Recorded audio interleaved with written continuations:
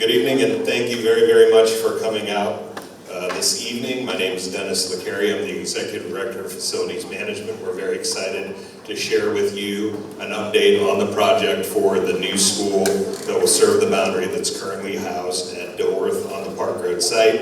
As you'll note, there's not a name for that school yet. There is a board process for naming that school. So we are trying to, as elegantly as possible, explain what we're talking about when we have words on a screen, but that's what this means. So tonight is an update on the project. It is not an update on anything having to do with any other changes around boundaries or programs or anything of that nature. There is a comprehensive review that's underway that I'm sure many of you are aware of. We do have a representative here in the back from our student planning department who is taking notes. And so as questions are asked or anything like that, those things will be recorded commentary as we move through the presentation and get to the Q&A portion. But again, tonight we're really here to talk about the project itself and the school. So this is a really cool opportunity for us here to be able to replace a school that was well past the end of its useful life on the Park Road site with a new school that honors the K2-3-5 work that was done with the separation of Sedgefield and Dilworth. And so with that, I'm going to turn it over to Emily Earle from Ratio, and she's going to walk you through this presentation. Thanks. Good evening, everyone. Thank you for coming out today. As Dennis said, my name is Emily Earle with Ratio. We are the architecture firm for this project, and I will be the project manager. I'm Joanna Thomas, the project architect for this new school. I'm going to start off tonight kind of giving a little bit of context about the site, since it is not here, a little bit further away. So right now we're up at Dilworth. A little bit further south is our new elementary school on Park Road. It's about a 10-minute drive, not too far. And looking more at the site, we're at the corner of Hillside and Haven Drive. The existing building kind of fronts along Haven. There is some sloping. We do have the Green Road Trail along the back side of the site with some nice trees, and that's all staying. As we started designing a little bit, our team looked at the site and obviously how we can fit on here and really make this new school a brand new experience and new space for the students. We looked at this side of the site has a lot of slope. There's actually about 30 feet of fall from that front portion where the existing building is all the way down to Little Sugar Creek at the backside. So there's a lot of hills, a lot of slope. And then we also have steep slope against both roads. So that's another challenge that we had. And then this huge deodar cedar that's dedicated as a heritage tree, so we really wanted to preserve that, to preserve the heritage of the site. So that being said, we have this kind of L-shaped area to which we started designing, and we fit our new building into that L shape, along with some new parking areas and new playgrounds. So to the south side of the site, we have the new main entry facing Haven Drive, right here in the center. The teacher and visitor parking all down to the south, and then the pre-K classrooms and a new dedicated pre-K playground adjacent to those classrooms here in the back on the first floor, and then that cedar tree that I talked about preserving here. Up at the north, we have a new K-2 playground and a 3-5 playground, both accessed from the secondary entry right here. This area is the new bus parking lot that also has 3 new basketball goals and a running track striping for kids to use during recess.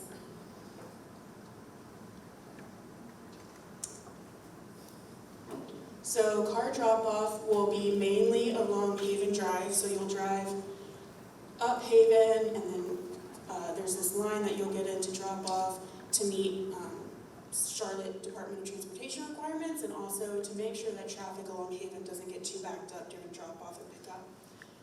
And then those students and all visitors and staff will go into this main entry here. And then the secondary entrance is more for bus drop-off. So the buses will come down Hillside, come in and park, let students off, and they'll be accessing the building through the secondary entrance. And then they'll leave once again along Hillside. This is to kind of mitigate traffic and help keep everyone safer on the site. We do have a lot of slope, like I talked about earlier on the site, so we do have some retaining walls. We made sure to put some safety fencing along them just to make sure that we're meeting the requirements and making sure everybody stays safe. So we have some walls along Haven and then one here back at the site, kind of adjacent to the greenway. And then to keep everyone else safe, we have fencing around the playgrounds, around the back of the site, and just really keeping this area safe and secure for students and staff. As I mentioned, we have two main entries. Both have secure vestibules, so everyone will have to check in, swipe in with the card. The main one right here, as we talked about, will be for car drop-off, visitors, teachers, and then this one for bus riders, and then coming in and out for recess. And now some images of the new school. So here we're in that car rider drop-off lane, kind of coming around the corner, getting ready to drop the students off. And then as they're walking up from the parking towards the front main entry, you can kind of see here how the drive slopes back up to Haven because we had that steep sloping along the road. And here's the main entry, nice canopy so students are covered as they're walking in and out of school, and the new doors into the secure vestibule. And just another view here as you're leaving the site after you've dropped off your students and they're entering into the school. Now I'm going to pass it over to Emily. She's going to walk through some of the building elements. Thank you, Joanna. So Joanna has just dropped us off at the front door, and now we're going to go in and take a look at your new school.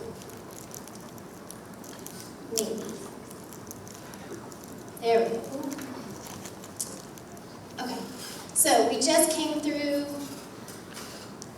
the main entry. There we go. And checked in at the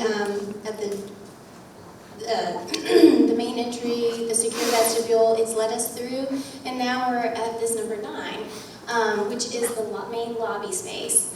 So after the presentation today, there will be some big, large boards with these maps printed on them, and the alphanumeric numbers are more spelled out on the maps. But for now, the colors kind of correspond to the legend here on the right, so it's a little easier to read. But we come into the main lobby space here, and you'll see that we have some a nice light well here. Got some color on the walls. It's allowing a lot of natural light in. So you're standing here in the lobby. You've just come through the secure entry vestibule, and you've got this natural light pouring in. And then straight ahead of us is the media center, which we'll walk into in a minute. Going back to the plan, that purple area right here is the media center and kind of the support spaces. This room off of the media center right here is your maker space. So it's great for STEAM activities, project works, kind of lay down space, just a collaborative learning area that can have a lot of different purposes and uses.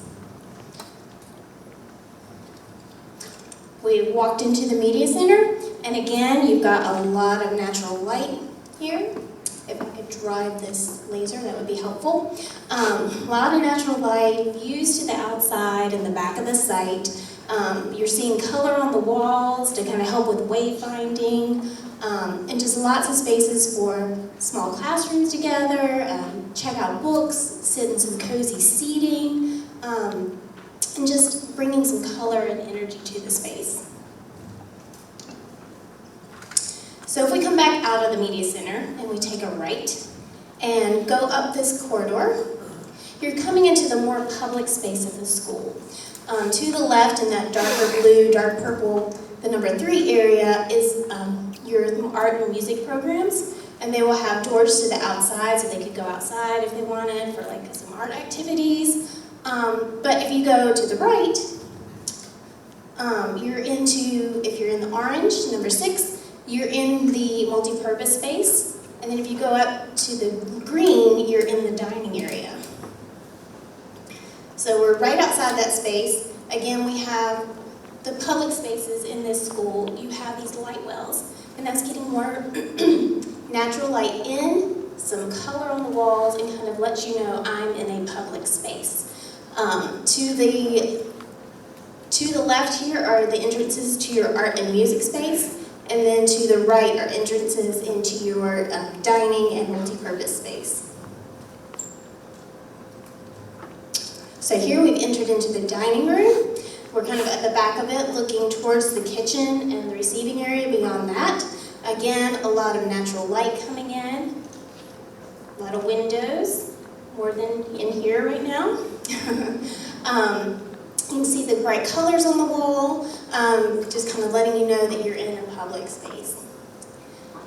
And then behind us would be a large folding wall that then leads you to the multi-purpose room. And the platform beyond.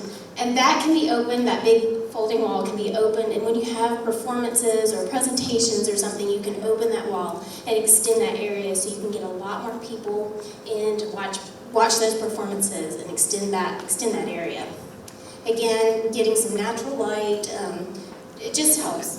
Trust me, being in spaces with a lot of natural light and color is just more joyful and just fun to be in.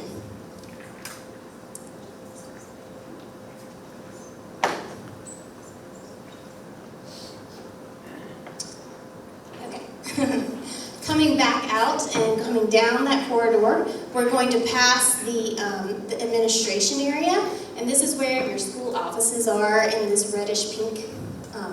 Over here, it's also where your student support services are, as well as the main staff workroom. And then we're coming to what we call the knuckle. And this is where, Joanna talked about it before, but there's a lot of topography on this site. And one way to help mitigate that topography and also honor that kindergarten through second grade and third and fifth grade split is to step the building down. So in this area, right here we have a ramp as well as kind of a learning area that we'll look at in just a minute. It kind of steps down a couple feet to this wing, which is your kindergarten, first, and second grade classrooms.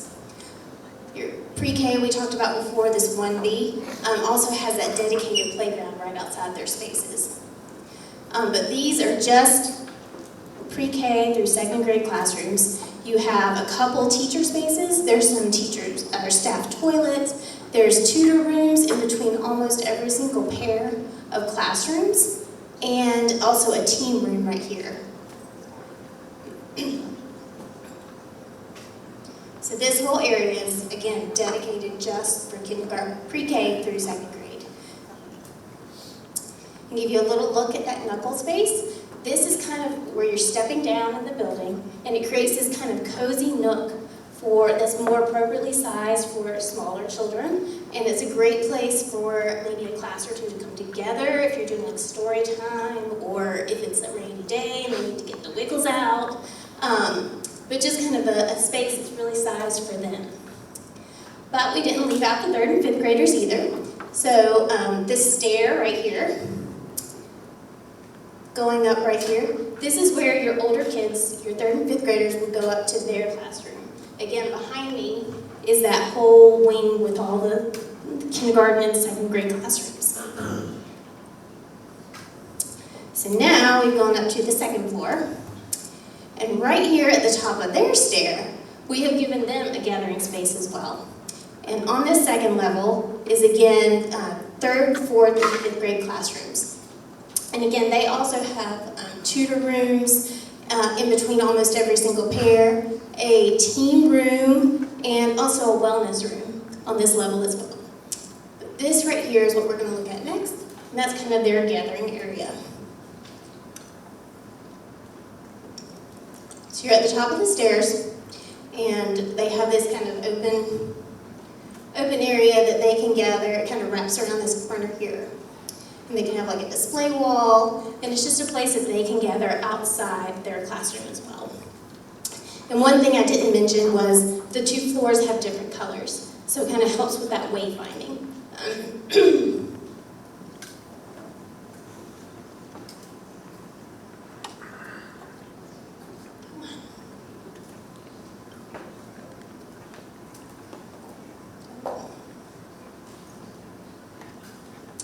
Well, okay, thank you. So just kind of, before I get to the schedule, just wanted to kind of reiterate, having those different gathering spaces for children that's outside the 4 walls of their classroom really allows them additional collaborative learning environments and spaces where they can be more engaged. Because what we believe is that when your children are engaged, they will learn. Because they're engaged, they're listening, they're more alert, and it gives them a place that's a little bit different than what's in their regular classroom. So, now getting into the schedule, right now we've kind of finished up design. We have started the permitting phase, and we expect that to go through probably the end of this year. And then starting next week, we will start bidding the second phase of this project. And I don't know if you've driven by the site lately or not, but there's this nice blue fence all the way around it. So work has started, and demo should start, I think next month, is that right? Okay. Demo should start next month, and then construction will extend all the way through the summer of 2026. And then the new school will open to students in August of 2026. Is there clapping? Okay. So, anyway, that is kind of where we are right now. Again, we're in the permitting phase, so answering a lot of questions to a lot of different departments. But we're really excited about this project and what it can mean to the community and kind of the learning spaces and environment that it'll bring to this area. Are there any questions? And so Mike Higgins will be walking around with a microphone to make sure that everybody's heard. So if you just raise your hand, I do want to mention we are recording this presentation, so it will be up on our website tomorrow, and you'll be able to see the presentation as well as this recording anytime you want for the duration of the project. I did forget to mention one thing. There is going to be a camera at the site, and so I think in the next slide, there'll be a little QR code that you can scan, and you'll be able to watch like a time-lapse video as the construction progresses. So I think that'd be really neat to get kids engaged and just also see what's going on yourselves. Is it correct that there are 2 pre-K classrooms? Yes. The current program at Sedgefield Montessori has 3 pre-K classrooms. Shouldn't there be more? So that's part of our standard. When we're building a 45 classroom elementary school, our standard right now is 2 pre-K classrooms. And so pre-K classrooms move throughout the district based on where the needs are, but we do have a standard that we use, and that is the standard. I just wanted to find out if you guys knew roughly what size the classrooms were going to be.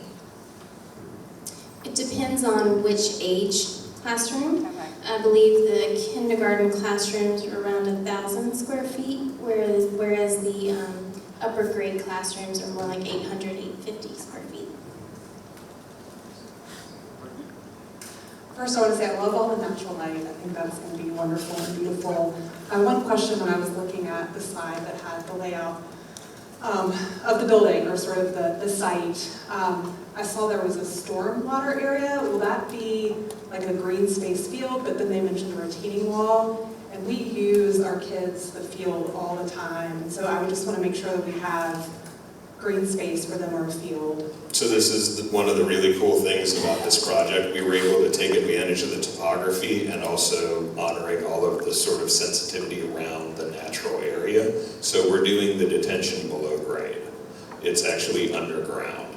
So you won't see a rain garden or a pond or any of those sorts of things, which then allows us to have a field on top of that stormwater detention box. So that's all below grade. It's all here. And all of that is grass, and it's available to be played on. It's for the school.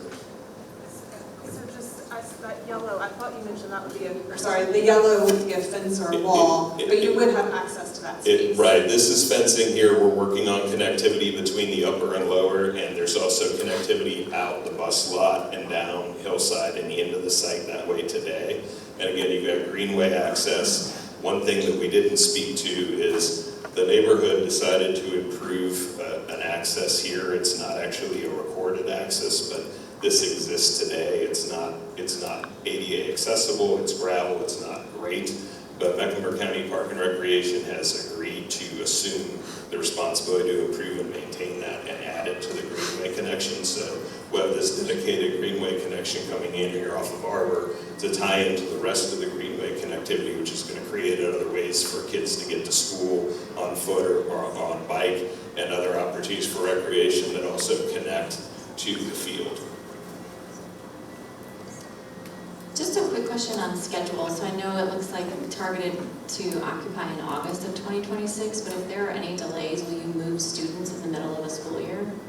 We typically don't do that. So we recognize that August 25th comes once a year, and so everything that we're doing has been predicated on hitting that August 25th, 2026 timeline, and we don't foresee any reason why that schedule is in jeopardy at this point.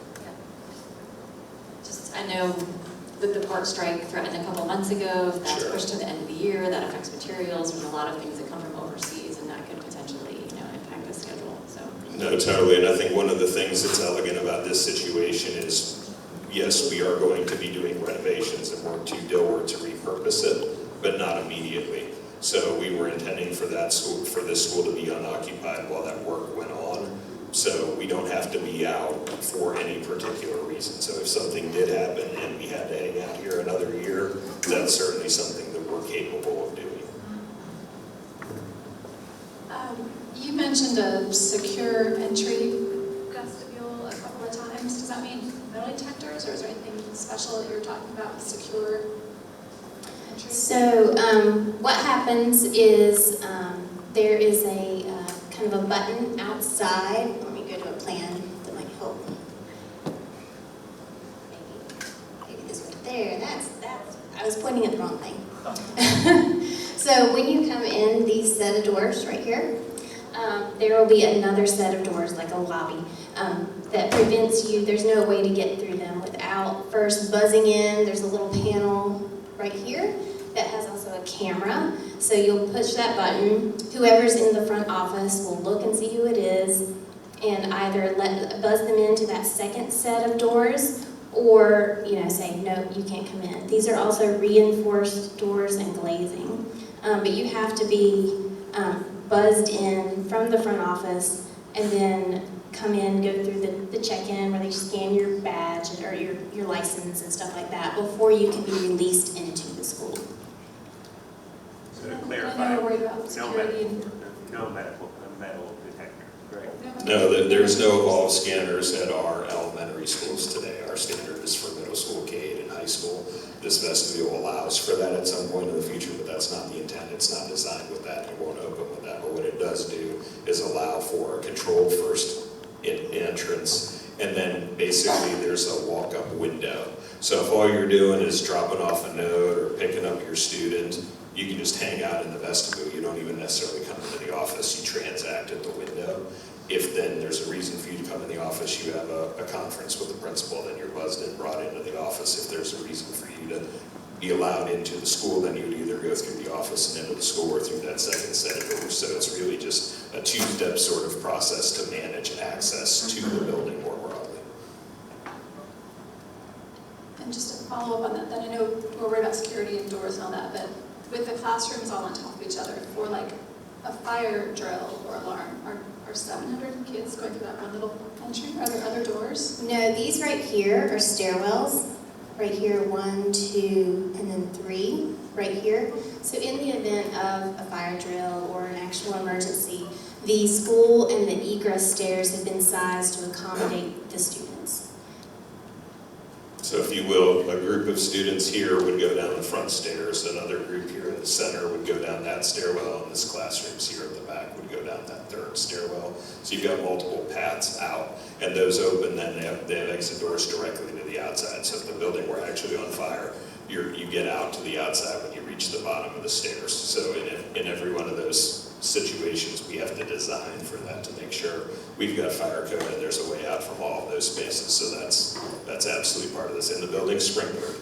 So that, I mean, this is a really solid building construction type wise. So there's no wood framing in this. That's not how we build schools. So it's a very, very safe building, but we do make sure we have to engineer those things in.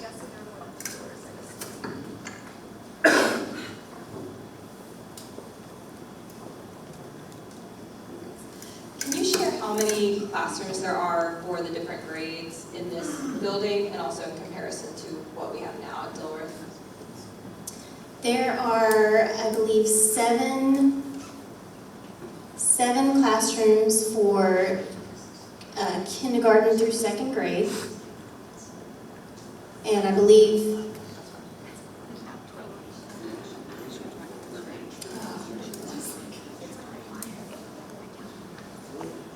keep going there. 7 classrooms for third, fourth, and fifth grade. If I didn't count right. Yeah, There's 43 total. 43 total of regular classrooms, and then you have art and music, which means 45. And I'm not good with math right off the fly, so. What do we have now? Do they even know what we have now? Oh, compared to what you have now, I'm not sure exactly what you have now. Well, they're not full size. So we have 6, 7, 6, 6, 4, and 4. So it's bigger. It's much bigger. We don't have 45 here, and we don't have 45 full size. Bigger in the older grades, but it sounds like around the same size in the younger. It's a standard build, so every K2 classroom that's built is built for 1,000 square feet. So these are probably 1,000 square feet from when they were built. The Euclid building with the wood is probably super old, so they're probably not 800. But any elementary school that they're building now has standard size for their 3-5. I was getting at bigger, meaning like the number of classrooms. So it sounds like around the same number of classrooms we have now for kindergarten, first, second, maybe, For the and then more K2. in the older grades. Okay. So, But I can move people wherever. So like second graders can go upstairs if they need Okay. to. So that's principal discretion. It's just kindergarten and first grade. And 800 to 1,000 square feet, what does that translate to in a classroom?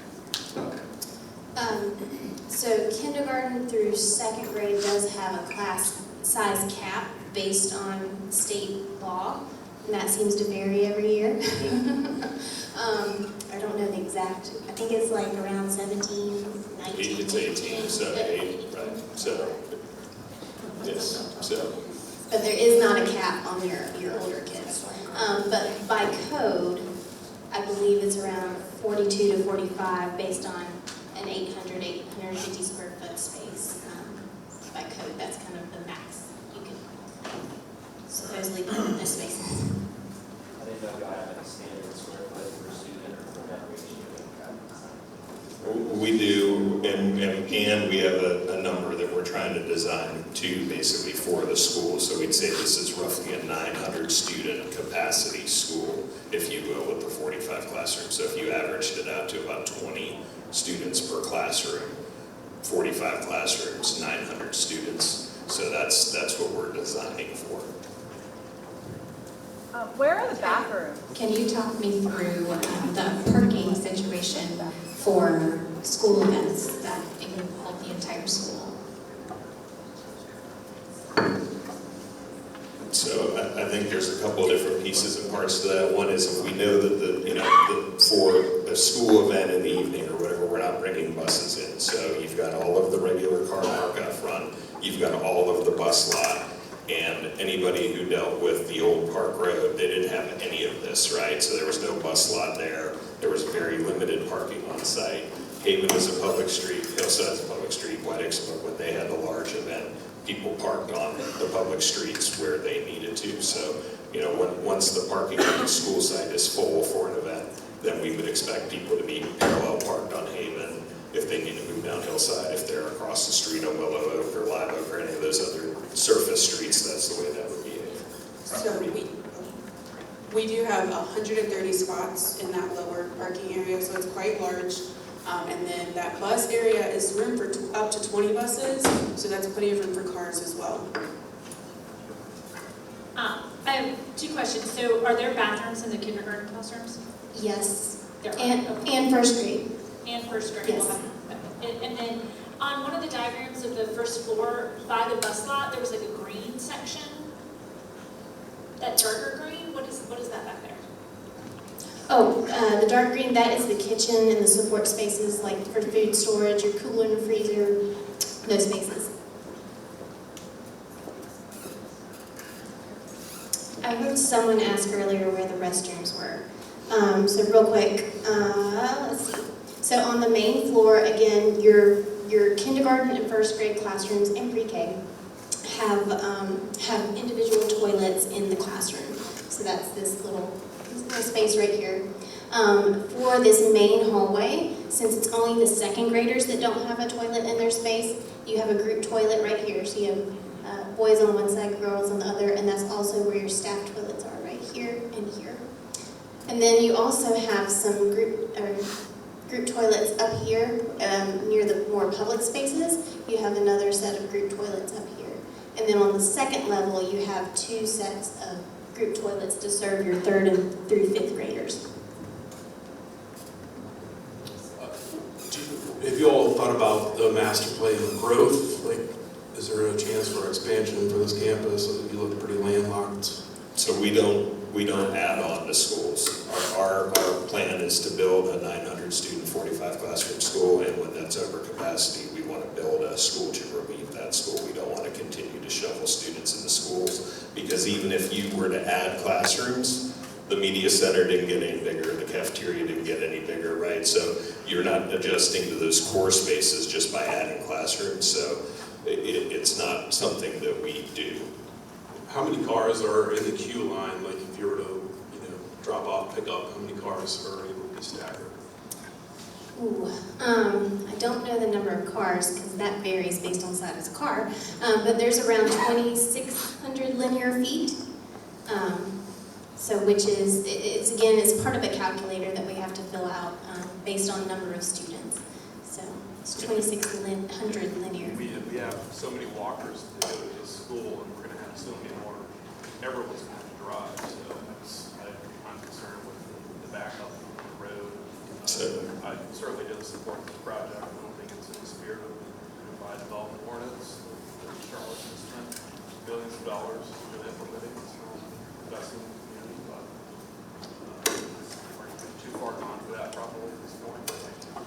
So yeah, and relative to the stacking and queuing, there's something called at the MSTA. It's a calculator that NCDOT uses, and they tell us how much stacking we have to accommodate in order to get our permit. So it's not arbitrary. We have to perform a traffic study every time we do a project to determine if there's any other mitigation that we have to do either on our site or off of our site in order to accommodate our traffic.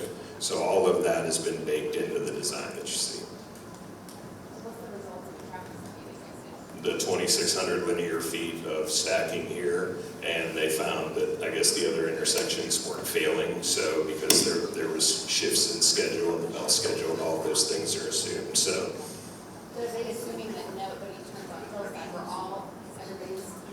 everything's down on Park Road? Or how are we supposed to get into the school? So all of that was modeled. This is just showing you that, people are going to go back to Hillside. We know that there's a light there, right? But you also have a way back through the neighborhood to Reese to Park Road. So there are a lot of ways out through the site, right? Absolutely can come both ways. Can you speak to the Yes. Can you speak to the windows? Are they able to be opened to get fresh air in? Are they sealed shut? Can you talk about that? The windows are not operable in this school. Energy efficiency, quite honestly, we designed these to Energy Star standards. All of our schools are actually, believe it or not, LEED certifiable. We don't certify them, but in order to meet all of the requirements that we need to in order to get the Energy Star certification and to be as efficient as we can be, then we don't provide operable windows. So if we have a COVID event again, and they were saying, hey, open the windows for circulation and air, one of the big things that we do to help kids stay healthy. So the response to that is we've done a lot of increased things around air filtration and air volume, and so all of those things are being carried forward. We did learn a lot of lessons about indoor air quality from COVID, and we've carried those things through our design. So we're taking all of those things into consideration. Dennis, how many students are you expecting when the school opens? However many students we have here the day that school ends the year before is what we're expecting. So. Okay, does anyone else have that number? It'll be depending on Well, where we are at the end of the 25-26 school year. So I'm just curious because you're saying it's built for 900, so are we expecting 901? We're expecting 700. He's asking about growth. So are we able to grow within the school without expanding the school, or are we going to be at capacity when the school opens? We shouldn't be at capacity when the school opens. Should not be at capacity when the school opens. So you don't have a rough number of like how many students you're expecting from both schools when it opens? So right now, as part of that comprehensive review, there's actually somebody doing a demographic study and they're doing projections, so we're waiting to see the results of that. So I don't want to comment, but I know, what we have here today, and we've modeled what we think we would grow between now and then, and we still think we have capacity, but we're waiting to see what the results of that demographer study are.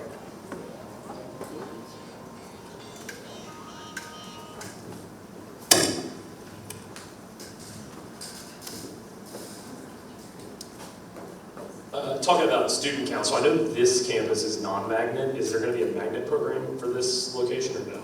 There is nothing about this building that means there needs to be a magnet program. So okay. Yeah, I was just curious. Yeah, no, I don't think, I think those are part of the things as the comprehensive review works, if there's something that comes up or comes to light. But again, the intent is this to be a neighborhood school to serve our boundary.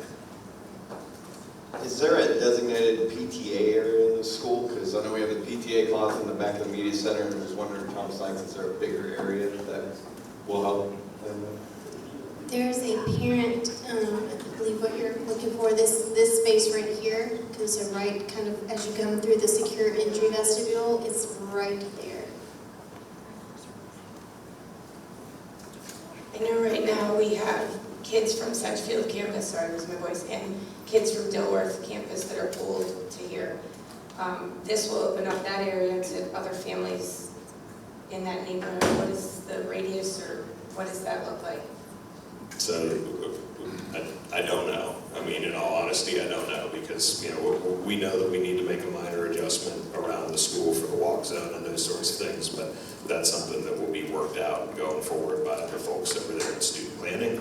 So we don't know that right now, but again, we're accommodating our students here and our families here first. Can you speak to the rationale behind the fence going between the school and the green space rather than the green space and the public greenway? So if you remember, there's a pretty steep slope. Let me see if I can go back to the, I keep forgetting to.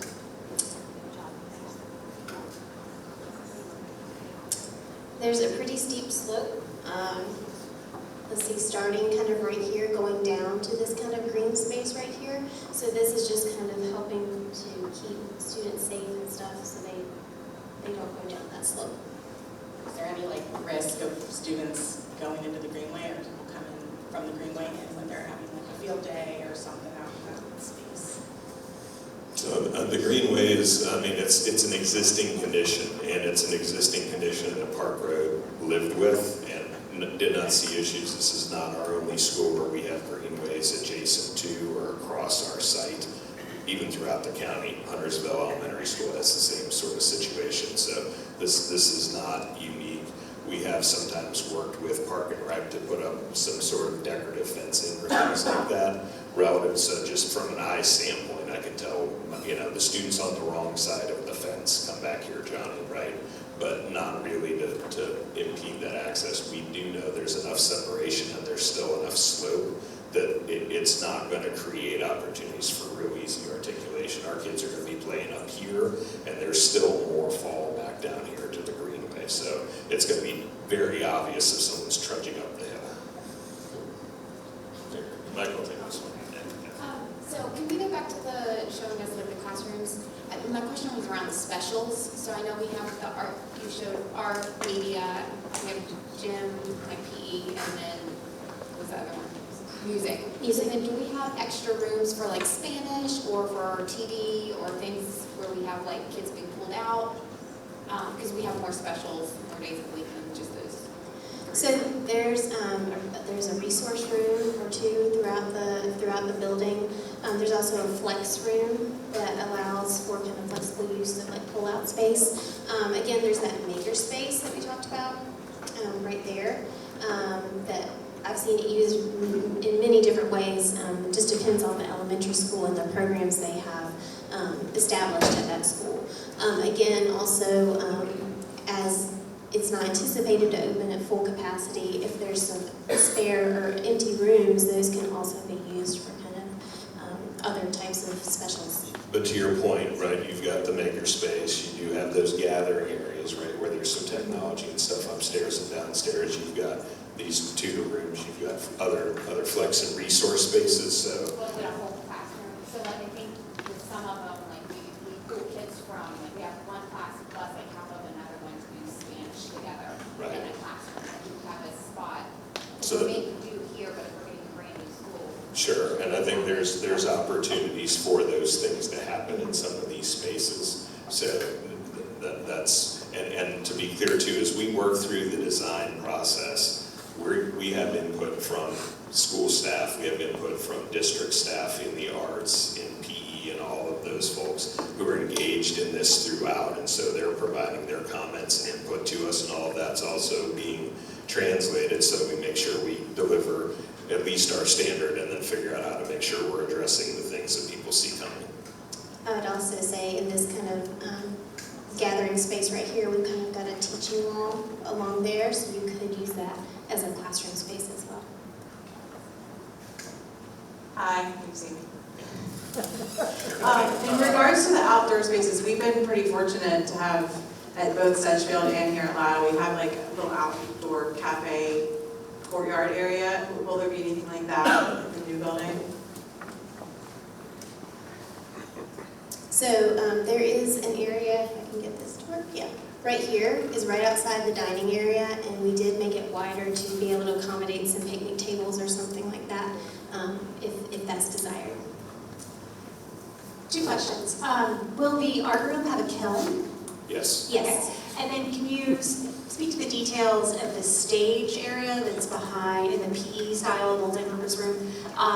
Does it function like a stage for your kids' theater productions, or is it simply just elevation?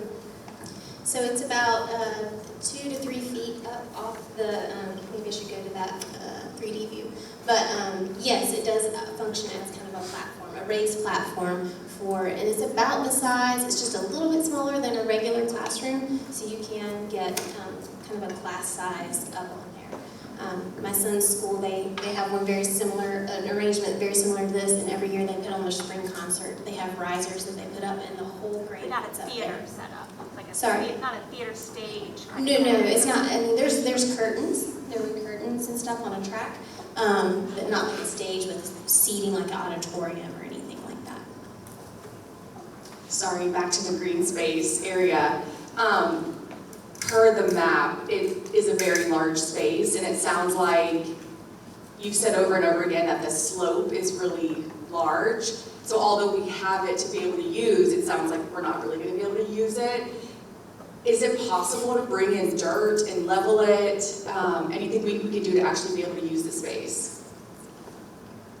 It is somewhat level. I mean, and it will be somewhat level over. I mean, it's going to be pretty level here today. I don't know if you've driven by Hillside today, right? It is pretty level in that upper area, closer to the sidewalk and all of that. But you right? kept The saying it like topography, slopes down. the unless I slope missed is, something. you know, it's as you move this way across the site. So how far out of all that green space, like, is it truly a level space before it starts to slope? Because in the beginning, you had pointed to like maybe an inch, then it started to significantly slope. So there's kind of an outline here that you, if you can see what my shaped cursor is tracing. That's kind of the more flat area. And if you look at that, that's about over half the size of that classroom wing. So it slopes down into that? Yes, yes. So, Okay, that's where I'm. So the slope kind of follows this yellow line, and it slopes down to this kind of flat area right here. And will students be able to walk the slope? Sorry, I haven't seen this. They're not going to be able to transit the slope. We're looking for opportunities for connectivity in a couple of different spots. We know that 100% they're going to be able to access down the sidewalk from Hillside and into the site. So coming out of the bus lot, if you have that, you know, because you're going to have play stations here where you've got the playgrounds, you've got the basketball goals, you've got the track striped. So all of this area is accessible for PE and recess and all those sorts of things. We're working through the connectivity between the upper and lower there, but we also know this is a whole lot easier to get around than some of this is. Okay, thank you.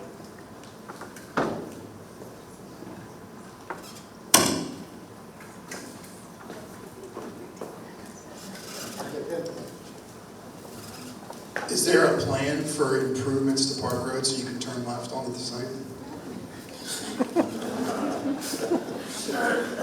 Not in our scope of work. Have you tried doing it in the morning? Yes. Yes, I have.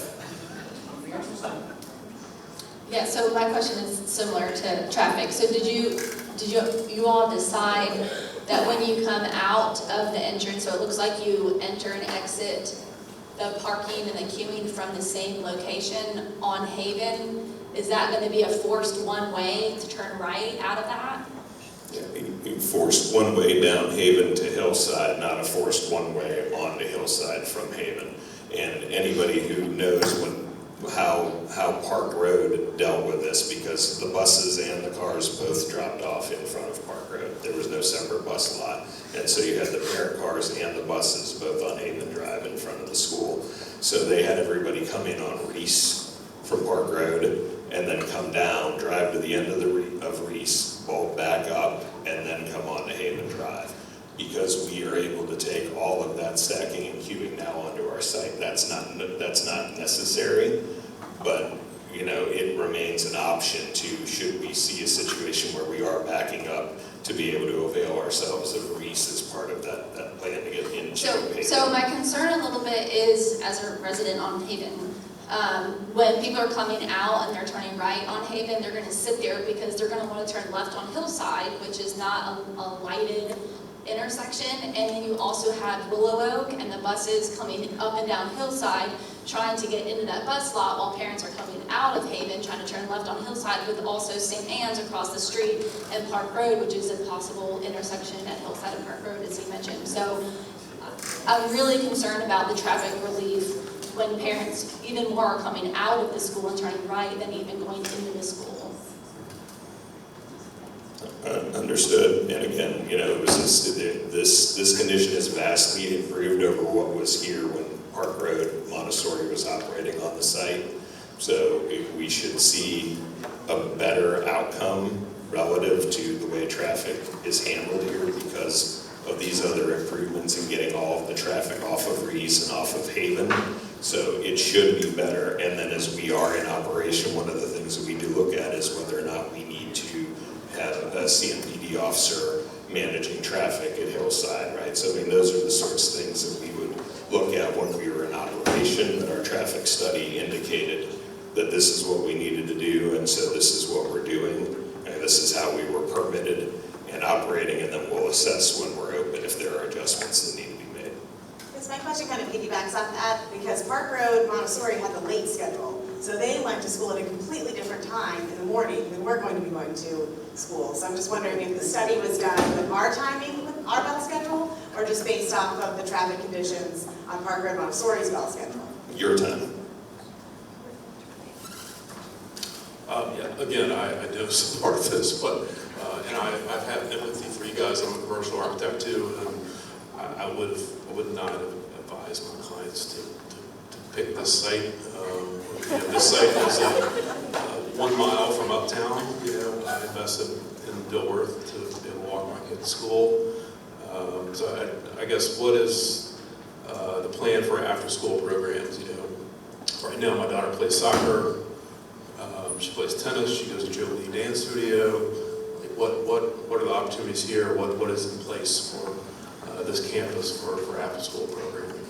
So I think, again, there's all the opportunities for the CMS ASEP program, but you've got plenty of adjacency to Park Ridge Shopping Center and things that are on offer there. There are a lot of options in this area as well for students to access after-school activities.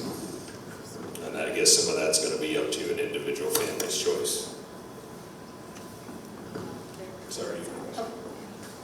I was actually going to ask about the traffic patterns and everything, because I know that, like we were saying, everyone's coming from this area. So there was mention of students being able to walk from the greenways, but nobody's currently, if the boundaries remain the same, we will all be driving our kids to school and crossing over Park Road, which is, it's so much.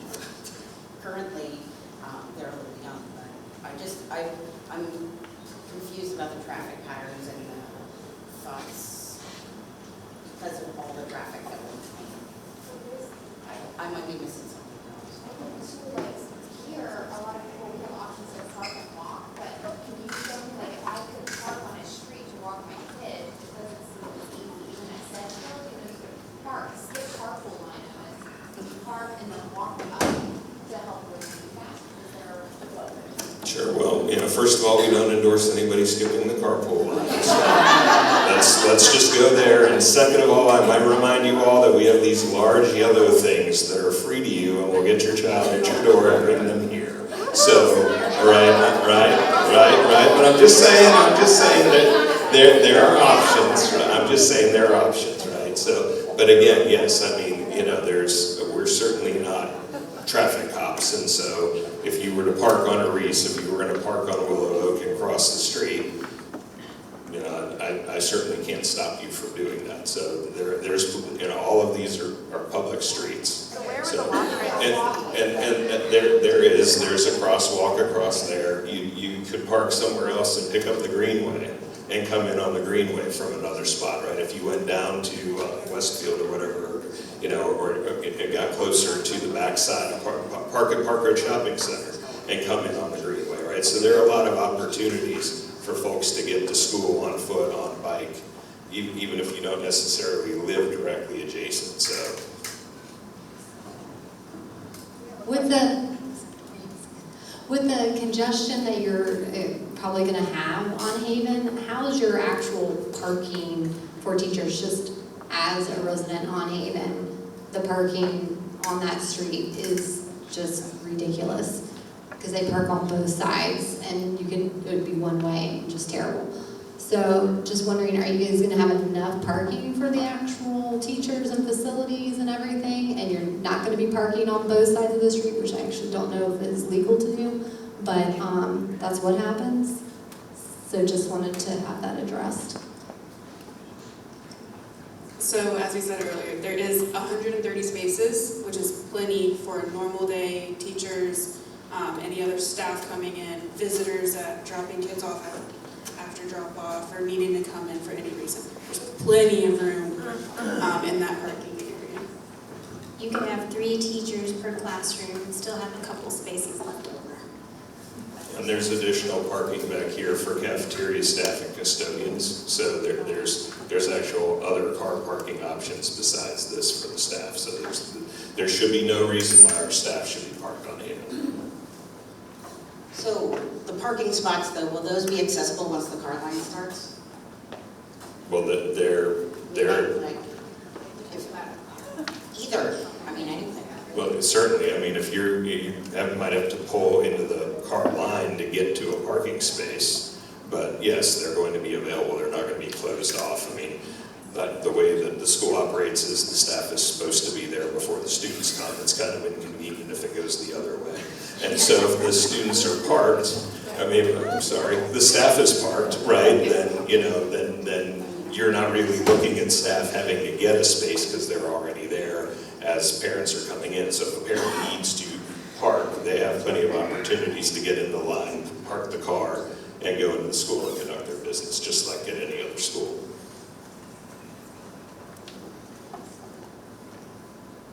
Yeah, so piggybacking on that, I'm having flashbacks to Sedgefield. And Sedgefield worked in a lot of ways because you had this sneaking pattern, which was great. But if you needed to get out of the parking lot or get into the parking lot, and those lovely carpoolers who arrived 40 minutes early are already in line, you have no way to get up to the school. If your kid is sick, if there is an emergency, if you need to get up there, is it wide enough that you can skirt around those early birds? You want to speak to the drive with? I believe the drive line lanes do allow for 2 passing. So it's not just like a single lane, so I don't know. if you can- Will they be getting in line in doubles? No, will our carpool line be? Will our carpool line be doubles, so there is no way to skirt around it? So for morning drop-off, I believe it is doubles, but it is kind of up to kind of each site's management how they handle the evening or afternoon traffic. But it is wide enough for double lanes, but I understand what you're saying. Yeah.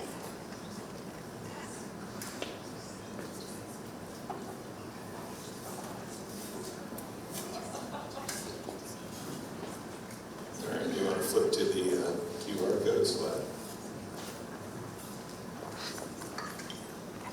We'll hang out for a little bit if there are any other questions, but we do want to show you where you can get more information about this and other projects. You can follow us on social media where you can access, once we're under construction, that camera will be up and it'll be going 24/7, so you can look and see what's happening in real time, not just wait till the end and watch a montage, but you can actually see day by day the progress that's happening. Again, all this was made possible by the 2023 General Obligation Bond Referendum.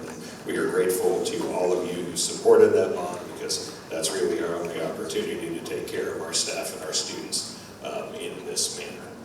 So with that, I'd like to thank everybody for coming out. Again, the video will be posted tomorrow. You can get to the presentation. You can find all of our stuff on social media if you're into that sort of thing.